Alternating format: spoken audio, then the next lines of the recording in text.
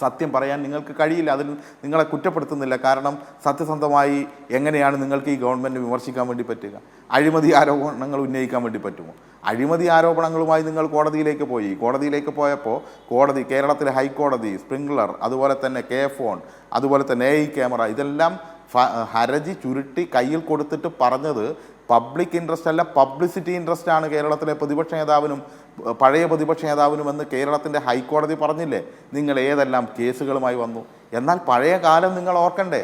ആ പഴയ കാലത്ത് പാലാരിവട്ടം പാലം, ഒരു ഓട്ടോറിക്ഷ ഓടുമ്പോൾ ഗിരിധരൻ എന്ന് പറയുന്ന ഒരു ഓട്ടോറിക്ഷ ഡ്രൈവർ പരാതി കൊടുത്തിട്ടാണ് ആ പാലാരിവട്ടം പൊളിക്കുന്ന അവസ്ഥയിലേക്ക്, പാലം പൊളിച്ച് പണിയേണ്ട അവസ്ഥയിലേക്ക് വന്നതും അതിൽ അഴിമതി പുറത്തു വന്നതും മന്ത്രിക്കുൾപ്പെടെ ജയിലിൽ കിടക്കേണ്ട സാഹചര്യം ഉണ്ടായതുമെല്ലാം നമ്മൾ കണ്ടതാണ്. ഞാനതിൻ്റെ മറ്റു വിശദാംശങ്ങളിലേക്ക് പോകുന്നില്ല. എത്രയെത്ര അഴിമതികൾ! വെളിച്ചമില്ലാത്ത ഒരു കാലം, പവർ കട്ടും ലോഡ് ഷെഡിങ്ങും, മെഴുകുതിരിയും കുപ്പിവിളക്കും എല്ലാമായി കുട്ടികൾ പഠിച്ചുകൊണ്ടിരുന്ന കാലം, വീടുകളിൽ കറണ്ടില്ലാത്ത കാലം, ആ കാലത്താണ് ഫ്രിഡ്ജ് ഓഫാക്കി വെക്കുന്നതിനെ കുറിച്ച് അന്നത്തെ വൈദ്യുതി മന്ത്രി ക്ലാസ് എടുത്തു കൊടുത്ത കാലം. അതുപോലെ തന്നെ ഏതെല്ലാം മേഖലയിൽ തകർന്ന കേരളമല്ലായിരുന്നോ നമ്മൾ കണ്ടതല്ലേ?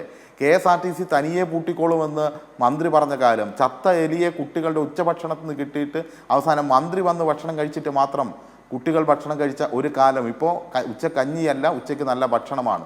ഇതെല്ലാം കേരളത്തിലുണ്ടായ മാറ്റമല്ലേ? ഈ മാറ്റത്തെ നിങ്ങളങ്ങ് ഇല്ലാതാക്കാൻ വേണ്ടിയാണോ ശ്രമിക്കുന്നത്?